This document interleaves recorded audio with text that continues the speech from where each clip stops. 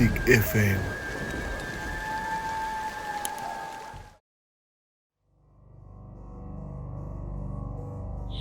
ভৌতিক FM এর আরও একটি নতুন এপিসোডে আপনাদের স্বাগত।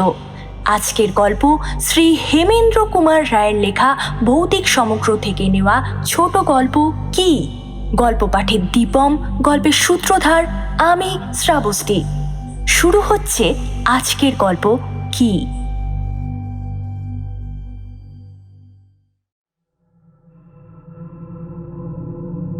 লোকে বলতো 28 নম্বর হরিব স্ট্রিটে যারা বাস করে তাদের সবাই মানুষ নয়। আমি কিন্তু মানুষ, এবং ওই মেস বাড়িতে আর যাদের সঙ্গে বাস করছি তারাও আমারই মতন মানুষ। এর ওর তার কাছে জিজ্ঞেস করেও সন্দেহজনক বেশি কিছু জানতে পারিনি। রাত্রে মাঝে মাঝে নাকি কোনো কোনো ঘরের দরজা অকারণে খুলে যায়, সিঁড়ির উপরে কাদের পায়ের শব্দ হয়, অন্ধকারে কারা যেন ফিস ফিস করে কথা কয়। এসব যে ভূতের কীর্তি, মেসের অন্যান্য লোকেরাও জোর করে তা বলতে পারলে না। বাজে ভ্রম হতেও পারে, কারণ কেউ চোখে কিছু দেখেনি।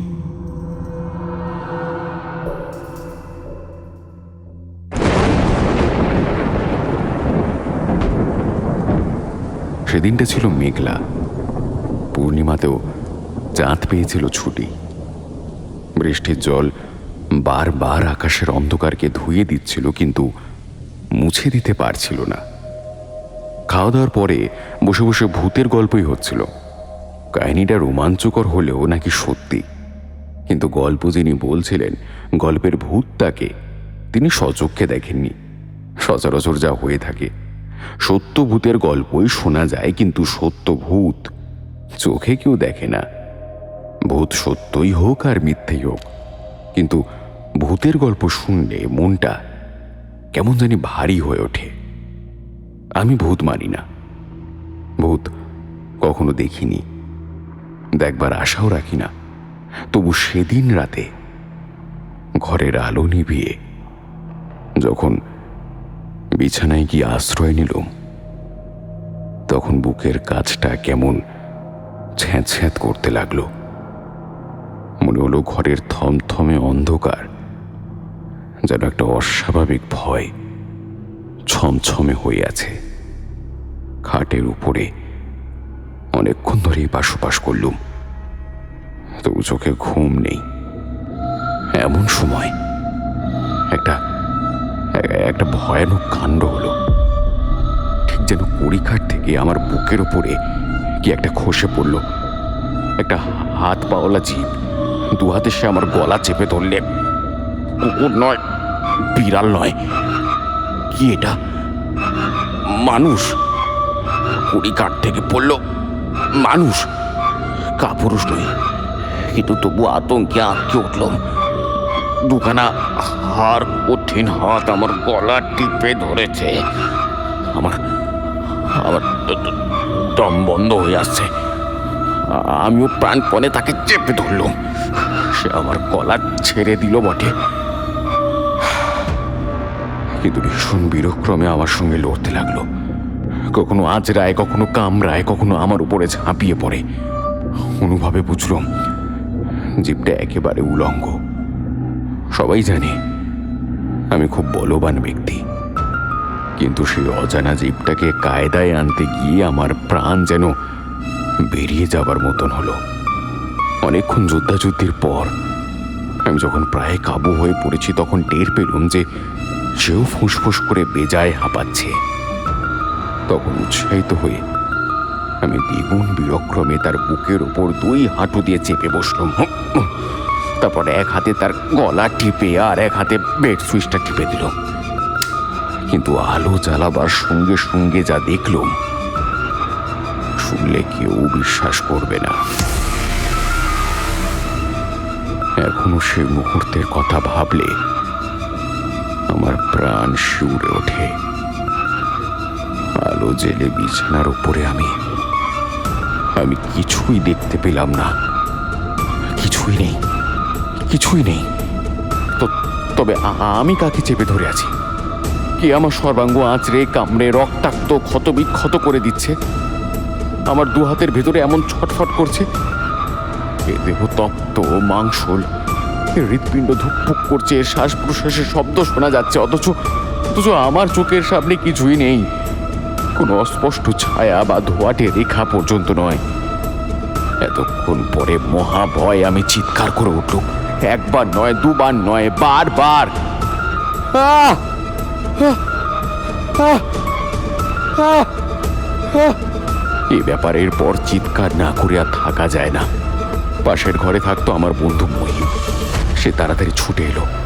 আমার মুখ নিশ্চয়ই ভয়ে সাদা হয়ে গিয়েছিল, কারণ ঘরে ঢুকে সে বলে উঠল, নবীন, এই নবীন, ব্যাপার কি? এ কি, তুমি ওরকম হয়ে গেছো কেন? মহিম, মহিম কি আমাকে আক্রমণ করেছে?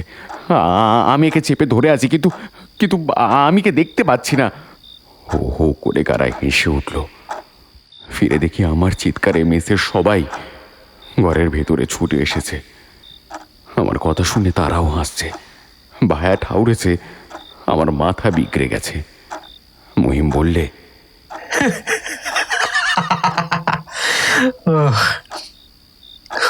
নবীন, সিদ্ধি টিদ্ধি কিছু খেয়েছো আজকে? বলো তো। আমি সকাতরে বললুম, দোহাই তোমার, আমার কথায় বিশ্বাস করো। দেখছো না আমার গা দিয়ে রক্ত ঝরছে? দেখছো না এর ধাক্কায় আমার দেহ কেঁপে কেঁপে উঠছে? আচ্ছা, এতেও তোমার যদি বিশ্বাস না হয়, তবে তবে তুমি নিজে এদিকে এসো, এর গায়ে হাত দিয়ে দেখো। মহিম এগিয়ে এলো। তারপর আমার নির্দেশ অনুসারে এক জায়গায় হাত দিয়ে তীব্র চিৎকার করে উঠল। মহিম ওকে ছুঁয়েছে। আধ যন্ত্রা বিকৃত স্বরে বললুম, মহিম, আমি আর একে ধরে রাখতে পারছি না। ওর জোর যেন ক্রমেই বেড়ে উঠছে। ঘরের ওই ওই ওই কোণে এক গাছা দড়ি পড়ে আছে। শিগগির দড়ি কাছে নিয়ে এসো, আমাকে সাহায্য করো। মহিম আর আমি দড়ি দিয়ে সে অদৃশ্য জীবটাকে বাঁধতে লাগলুম। সে এক অদ্ভুত দৃশ্য, শূন্যতার চারিদিকে দড়ি জড়ানো। ঘরের ভেতরে যারা ভিড় করে দাঁড়িয়েছিল তারা ভাবলে আমরা কোনো কৌতুক অভিনয় করছি। বাড়িওয়ালা বললে, পাগলামি দেখার জন্য তোমরা কি রাত 2টোর সময় আমাদের ঘুম ভাঙালে? আমি রেগে বললুম, পাগলামি? যার খুশি হয়ে সে এর গায়ে হাত দিয়ে দেখুক না। কিন্তু সে পরীক্ষাতে কেউ রাজি হলো না। তবু তারা আমাদের কথায় বিশ্বাস করলে না। বাড়িওয়ালা বললে, জ্যান্ত জীব, অথচ দেখা যায় না। বাহ বাহ বাহ বাহ বাহ, এ কেমন গাজাকরি কথা! আমি আর মহিম তখন একসঙ্গে দড়ি ধরে সে অদৃশ্য জীবটাকে টেনে তুললুম। তারপর দু একবার তাকে শূন্যে দুলিয়ে দড়ি গাছে ছেড়ে দিলুম। একটা ভারী জিনিস পড়লে যেমন আওয়াজ হয়, ধপাস করে একটা শব্দ হলো। বালিশ ও বিছানার মাঝখানটা নেমে গেল এবং খাটের কাঠ মচমচ করে আর্তনাদ করে উঠল। পর মুহূর্তে ঘরের ভেতরে আর জনপ্রাণী রইল না। ভীষণ ভয়ে সকলেই হুড়মুড় করে পলায়ন করল। বিছানার উপর পড়ে সে ছটফট করছে, আর তার ছটফটানির চোটে বিছানার চাদরখানা কুঁচকে লণ্ডভণ্ড হয়ে যাচ্ছে। মহিম বললে, দেখেছো নবীন, এই দৃশ্য যে চোখে দেখতেও ভয় হচ্ছে। আমারও। কিন্তু ব্যাপারটা যে একেবারে ধারণাতীত, তাও তো বলতে পারি না। তুমি কি বলছো? এর চেয়ে ধারণাতীত ব্যাপার আর কি হতে পারে? পৃথিবীতে এমন ব্যাপার আর কখনো ঘটেছে? আচ্ছা, ভালো করে ভেবে দেখো। আমাদের সামনে একটা বস্তু রয়েছে, অথচ আমরা সেটাকে দেখতে পাচ্ছি না। বাতাসকেও তো আমরা দেখতে পাই না, কিন্তু তাকে আমরা ছুঁতে পারি। বাতাসের অস্তিত্বকে কি আমরা অস্বীকার করি? তুমি বলো। কিন্তু এ যে জীবন্ত, এর বুকে হাত দিলে হৃৎপিণ্ডে স্পন্দন অনুভব করবে তুমি। আচ্ছা নবীন, তুমি প্রেত চক্রের কথা শুনেছ কখনো? সেখানে এমন সব প্রেতের আবির্ভাব হয় যাদের চোখে দেখা যায় না, কিন্তু ছোঁয়া যায়। মহিম, মহিম, তবে তুমি কি বলতে চাও? আমরা একটা প্রেতকে গ্রেপ্তার করেছি? আমি এখন কিছুই বলতে চাইছি না, তবে ব্যাপারটা শেষ পর্যন্ত না দেখে আমি ছাড়বো না। ওই দেখো দেখো, বিছানা কিন্তু আর তোলপাড় হচ্ছে না, আর নিঃশ্বাসের শব্দও হচ্ছে আস্তে। আমাদের বন্দি বোধহয় ঘুমোচ্ছে। সেই রাত্রি কিন্তু আমাদের ঘুম হলো না। এরপরেও কি কারো চোখে ঘুম আসে?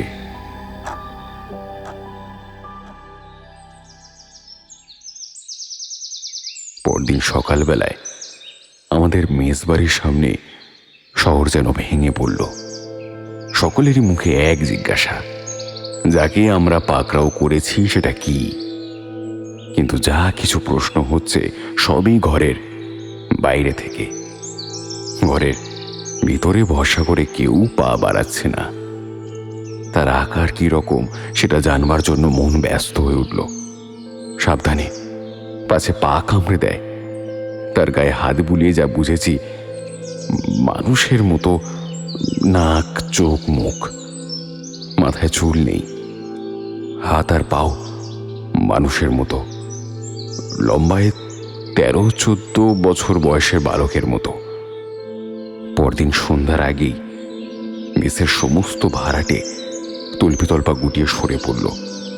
বাড়িওয়ালা এসে বলল, ও আপদটাকে আমার বাড়িতে আমি রাখবো না। তোমরা যদি রাখতে চাও আমি তোমাদের নামে নালিশ করব। আমি বললুম, ইচ্ছে করলে তুমি একে বিদায় করতে পারো, আমার এতে কোনো আপত্তি নেই। কিন্তু তাকে বিদায় করতে রাজি আছে টাকার লোভ দেখিও এমন লোক কাউকে খুঁজে পাওয়া গেল না। সেখানে বন্দি হয়ে সে দিনের পর দিন ধরফর করতে লাগলো। সপ্তাহখানেক পরে মহিম একদিন হঠাৎ বললে, বুঝলে নবীন, আমাদের বন্দির চেহারা কিরকম সেটা জানবার একটা উপায় আবিষ্কার করেছি। কি কি উপায়? ওর দেহ যখন আমরা স্পর্শ করতে পারছি, তখন প্লাস্টার প্যারিস দিয়ে অনায়াসেই ওর ছাঁচ তুলতে পারবো নিশ্চয়ই। ঠিক বলেছ, কিন্তু কিন্তু সে সময় ও যদি ছটফট করে তাহলে তো ছাঁচ উঠবে না। আচ্ছা নবীন, তুমি তো ডাক্তারি শিখেছ, ওকে ক্লোরোফর্ম দিয়ে খুব সহজেই তুমি অজ্ঞান করে ফেলতে পারো নয় কি? তাহলে ছাঁচ তুলতে কিন্তু আর কোনো বাধা থাকবে না। মহিমের বুদ্ধি খুব সাফ। তারই কথা মতো কাজ করা গেল। ছাঁচ উঠল। উফ, সে কি বিদঘুটে চেহারা! মানুষের মতন গড়ন বটে, কিন্তু কি ভয়ঙ্কর মূর্তি!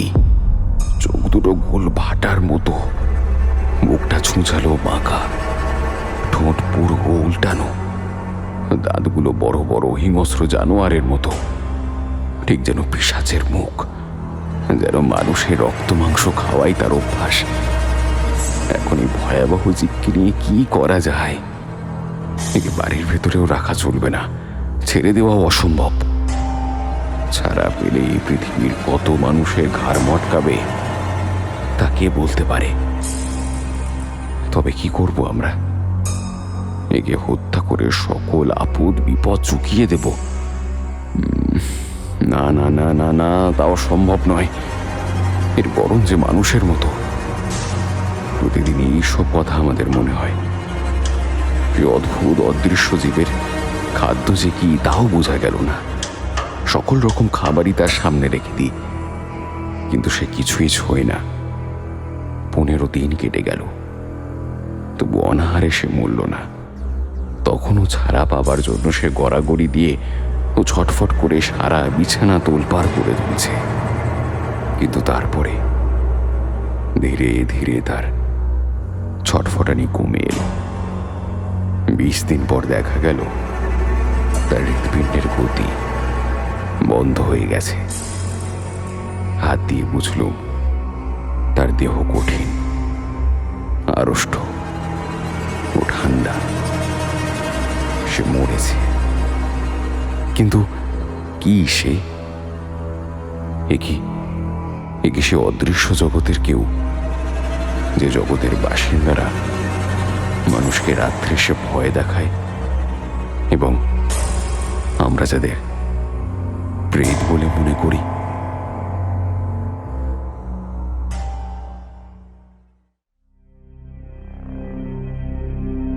আপনারা শুনছিলেন আজকের গল্প শ্রী হেমেন্দ্র কুমার রায়ের কি। গল্পের কথক নবীন এবং বাড়িওয়ালার চরিত্রে দীপম ঘোষ এবং মহিমের চরিত্রে Neel Chakraborty. Music and sound mix Sayak Pal এবং পোস্টার ডিজাইন সুজিত আইচ। ভৌতিক এফএম ফ্যামিলিতে নতুন হলে অবশ্যই চ্যানেলটিকে সাবস্ক্রাইব করবেন। আর আজকের অডিও স্টোরিটি যদি আপনার পছন্দ হয় কমেন্টে জানাবেন কোথা থেকে শুনছেন। দেখা হচ্ছে নতুন ভৌতিক এপিসোডে অনলি অ্যাট ভৌতিক এফএম।